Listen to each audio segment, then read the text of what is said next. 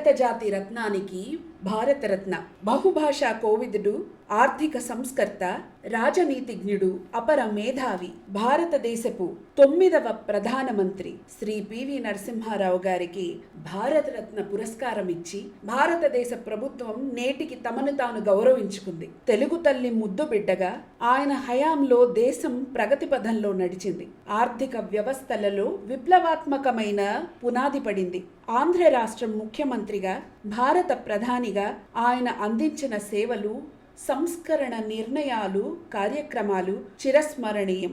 నేటి భారతదేశ ఆర్థిక వ్యవస్థ పునరుద్ధరణ పునాదులు శ్రీ పివి నరసింహారావు గారు నాటినవే.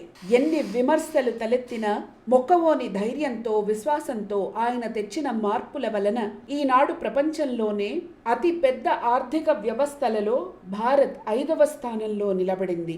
ఎంత ఎదిగినా ఒదిగి ఉండే సహజ సుగుణశీలి మన భారతరత్న శ్రీ పివి నరసింహారావు గారు. శతకోటి వందనాలు మీకు భారతరత్న శ్రీ పివి నరసింహారావు గారు.